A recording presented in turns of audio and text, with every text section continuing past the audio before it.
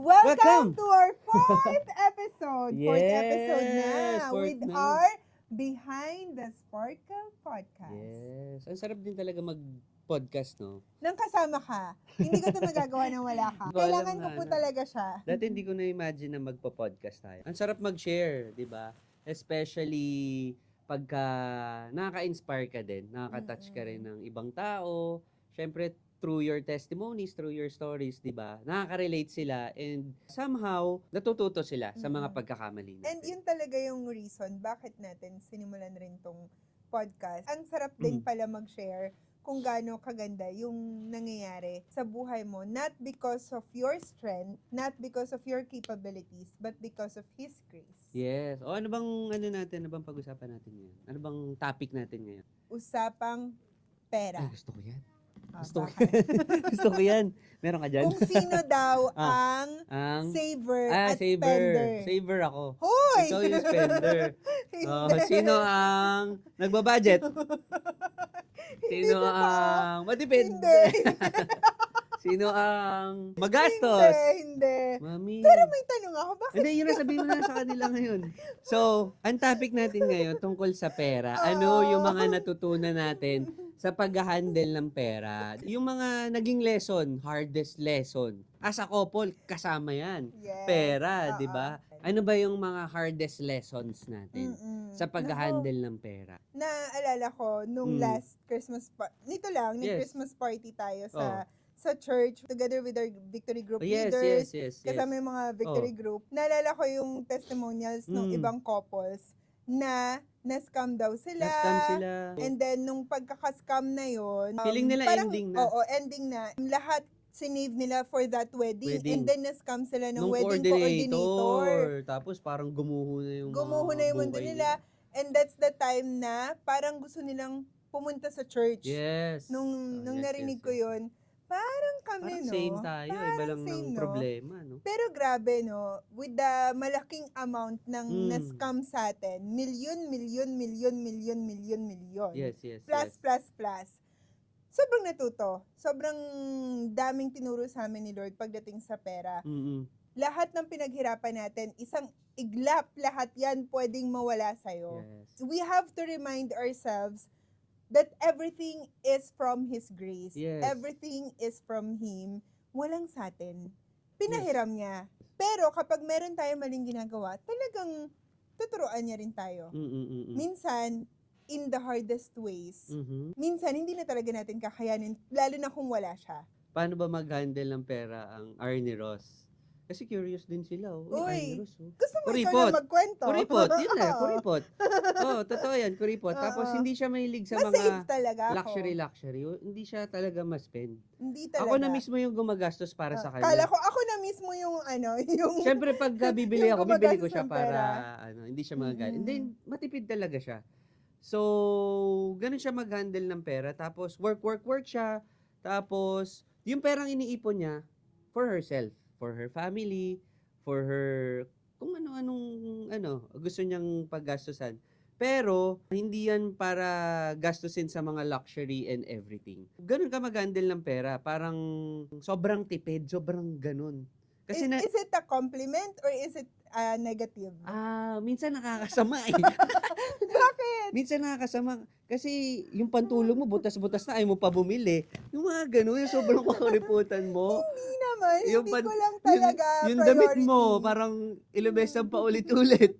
Sa akin kasi, there's a lot of things na pwede naman Yes, paggastusan oo. or kaya pwede Tama. i-save. Ito namang asawa ko, sa aming Okay, next mag-asawa. tayo. Siya talaga yung magastos. Sa inyo po bang mga nanonood? Mami. Sinong sa inyong mag-asawa ang spender? Hindi, Sino ang saver? papaliwanag ko lang. Okay. Yung pagiging magastos ko kasi may purpose. Oh! Gastos with a purpose. Oh, Yun. Talaga? Kasi, mami, Minsan parang hindi, ganito nagugulat na lang ako Oh. merong ano sa bahay. di ba? eh. Yun yung purpose nun. You Kasi, reward yourself. Hindi yourself. Okay. I reward you. Oo. Kumbaga, ako na yung nagre-reward for you. Okay. Oo. Kasi Paano? syempre, sa bahay, hindi ka na nag-iintindi, hindi ka na kumikilos. Hindi mo na nakikita yung mga pangangailangan ng bahay. Magugulat na lang ako. Meron Oh, kang biling mag-IKEA ganito ako sa mag-isa, bahay. 'di ba? Oo. Ganun. Kasi may mga kailangan tayo sa bahay. Doon ako magastos. Sa mga kagastusan mo sa buhay, Daddy, Mm. ano yung biggest purchase mo na sobrang Oo, na-regret mo? eto. Ah, As in. ano As yan? in, sobrang talagang nagsisi ako dito. Ah. Bumili tayo ng ano, Luxury car. bumili ako guys ng luxury car. Opo. Yung iba alam nila yan. Mm-mm. Bumili po ako ng Jeep Rubicon na Mm-mm. worth 6 million. So that is one of the biggest regret. One of the decisions I've made na talagang pinagsisisihan ko. Nung binili mo Up pa yun. until now. Kasi hindi ko alam, hindi ko rin nakilala yung sarili ko. Parang nandun kasi ako sa point no na parang, yes, andito na ako, meron na ako may pera ako. And mali ko, yung lifestyle ko, more ko. Kumbaga, yung blessing na binigay sa akin ni Lord, hindi ko siya nahahawakan ng maayos. Yung blessing na binigay ni Lord sa akin, na dapat pala, it's a tool for me to share it to others. Ginastos ko pa sa sarili ko. Kumbaga, pwede naman akong maging masaya sa current na sasakyan ko, pero nag-more pa ako. So, kinuha ni Lord. 'Di ba? Kasi nga, yun yung time na na-scam na tayo. Yes, yun ang time na Meron na-scam. tayong parang okay, easy money, pinasok natin. Wala talagang mga easy money. Kailangan talaga lahat po pinaghihirapan natin. Yan ang lesson ng buhay namin. Yan. So, dahil meron kaming source of income noon ng easy money, Easy money. na investment scam pala, Investments ka. sige, bili siya Bili ng ng luxury car, na Mali. na hindi na rin namin alam ba't kami nakakapag-decide ng Oo. agad-agad. Yes, Okay, oo, sige, sige, bili. bili Kasi may tayo, nakukuha ganun. naman dito sa Oo. easy money investment scam. Mm. E di, ayun, sa Boom. isang iglap, lahat ng pinurchase mo, Oo. lahat yon Wala na. So, And kailangan ko siya ibenta. kailangan pa natin magbayad ng mga utang. Yun. So, Ganun siya kinuha ni naranasan Lord. po namin na talagang negative Alam mo pa nangyari sa atin yung nun? savings namin. Nangyari sa atin nun, mami. Nandun tayo, di ba? Mm-mm. Oh, bili tayo luxury cars. 6 million. Tapos, sa isang iglap, gumanon. Mm-mm. Kaya po kami naging mas wise ngayon sa Mhm. pera dahil may pinagdaanan din kami. Siguro kung kayo nanonood kayo ngayon na wala pa kayong pinagdadaan ng matindi, sana po bago nyo pagdaanan yung matinding dagok na yan sa buhay, sana spiritually equipped na kayo. Kasi mahirap kapag si Lord na yung kumilos sa buhay mo. Mahirap kapag dumating ka Siya na yung talaga sa nag-remind. point na siya na yung magre-remind sa'yo na tatanggalin niya lahat, which is nangyari sa amin. Mhm. And ngayon, how do we handle our money now? Oo. Ang Nag-work nag-work kasi sa atin, atin. nagkaroon na tayo ng joint account. Okay. Wala na tayong Personal. account ko. Oo. Tapos, talagang ikaw rin, nag-submit ka na rin ng accounts mo. Oo nga. Kasi parang inano mo na rin, ni-respect mo na ako yung magbabudget. Oo. Ako yung what's mine is yours. What's yours is mine. Oo, dati kasi 'di ba may account ako, may account ka, then Dati lagi mong pagkagastos tinatago. ko, pagkagastos ko hindi mo Oo. alam. So ngayon, lahat ng accounts natin transparent. But I know na hindi to nag-work Yes, sa din iba. sa iba. Oo, yun lang po nag-work Kumbaga, sa atin. yun lang din po yung nag-work sa amin. And dun kami nag-start na ako natuwa rin ako sa asawa ko Na na mag-improve nandun yung ano. trust niya sa akin to budget everything. Sa nakikita ko ngayon sa atin before kasi yung money ginagamit natin for us. Ginagamit natin for our own. Yung money ginagamit natin as a tool. To build, to support others, To to others share also. blessings. Yung money ngayon, hindi natin siya master. Ginagamit na natin siyang tool to help other people. Yes. Ikaw. And ako nare-remind ako palagi ni Lord while reading our devotionals, all blessings are because of His grace. Yes. Yung pagta-tithes din natin sa church, yung pagpa-partner natin sa mga missionaries, yung pagpa-partner natin sa church, ito yung pag-honor natin sa lahat ng ginagawa niya sa buhay natin. Ito rin yung to give back the glory. Kasi tayo, mga CEOs, I believe, tayo mga business owners, meron talaga tayong purpose. Sa buhay. And hindi lahat yun na mga na negosyo natin, hindi lahat ng profit is really for us 101%. Syempre, before wala kaming ganito, wala kaming binibigay sa community, wala kaming binibigay kay Lord, hindi namin na worship. So, giving tithes to the Lord is worshiping Him also. Recognizing po na sa Kanya lahat galing to. Kasi nandun tayo sa dati, paano ba tayo makapag-travel? Ito na, may kinita na. Sige, Doon gastusin bibilin. na natin to. Travel tayo with our families, ganyan. Libre Yun natin na yun. sila. Yun na yung purpose natin. Yes, pero ngayon, yun rin, binabalance din namin. Like what we shared on our last episode, sa marriage, 'di ba, kailangan balance lang. Ito rin, yung money, kailangan lang din balance kung kanino nakaano. Syempre, meron dyan pang investment. Yeah. You just have to spend wisely. You just have to remind yourself always na i-honor si Lord kasi everything, all the money, all the blessings came from Him. Yung money na binibigay sa'yo ni Lord, yung blessing na binibigay sa'yo ni Lord, it's just a tool. 'Di ba? Para ma-share mo rin sa iba. Kasi it's really bound to share to everyone, to other Yes, people, yung sa mga yes. nangangailangan. Hindi pala 'di ba? lahat para sa atin lang. Hindi para sa'yo lahat. Yun 'di ba? yung natutunan natin sa pag-handle ng pera ngayon. Yes. Ako, mami, I remember, and gusto ko aminin sa'yo ngayon. Pero alam ko naman, alam mo. Na minsan nagtatago ako sa'yo pagka bumibili ako ng mga bagay-bagay. Siyempre, ayoko magalit ka. Kaya tinatago ko siya. Kaya minsan may kita mo na lang na ganito, ganyan, di ba? Pero, hindi pala dapat ganun. Hindi pala dapat nagtatago. And Kala I'm ko, sorry for hindi that. pala dapat bumibili ng bumibili. Dati yon.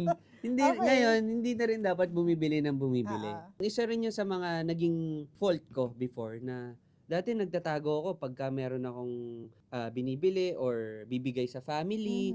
Nandun ako sa, hindi, itatago ko na lang to kaysa magalit siya. Hindi, itatago ko na lang to kaysa malaman niya. Kasi pagka nalaman niya, mag-aaway kami. So siguro keep ko na lang, i-transferan ko na lang si ano ng ganito or biling ko na lang to. Hindi naman niya makikita eh. So ganun ako before. Pero mali pala siya, 'di ba? Bilang pag-honor sa spouse mo, bilang pag-honor sa asawa mo, 'di ba? You Yung have to money be nyo dapat transparent. as one eh. And transparent kayo sa isa't isa, hindi nagtatago. Yun yung isang naging lesson din for me. And ngayon, I can really say na wala na akong tinatago. Sa mga young couples din, young couples na married na, Yes. it's really important na walang secret sa marriage, especially sa money. Be open. Hindi nyo naman kailangan magtago kung saan kayo gumagastos. Even sa pagtulong sa family nyo, di ba? Yes. Ang natutunan natin sa seminar din natin na kung meron kang ibibigay sa family mo, you share to your wife, and si Let's wife agree naman, upon it. yes, mag-agree tayo. Si wife naman, para fair, pwede niya rin bigyan si family niya. Parang Just ganun. balance. Balance lang din. It's honoring our parents also na sila naman, spoil natin. Minsan kasi nagiging issue siya, diba? Issue talaga. So, mas maganda na pinag-uusapan lang, mag-a-agree, Yeah. and wala talagang pagtatago. Kasi pag more on tinago mo, more on mag-aaway kayo. Kasi wala naman secret na hindi na re-reveal, diba? And ayaw naman talaga ni Lord na nagtatago kayo Yun. because nagsisinungaling kayo. Sa Doon isa't nagsisimula isa. yung away. Doon Pagka, nagsisimula yung away. pagka nagtatago. Doon magsisimula ang paghihiwalay. Yan. Doon Kasi may conflict. So, Yan. better to be transparent. Better always to have an open communication Yun. with your partner, with your husband. Kung money man yan, kung decisions man yan. Minsan kasi awkward siya pag-usapan. Minsan parang wala kang lakas ng loob sabihin sa wife mo.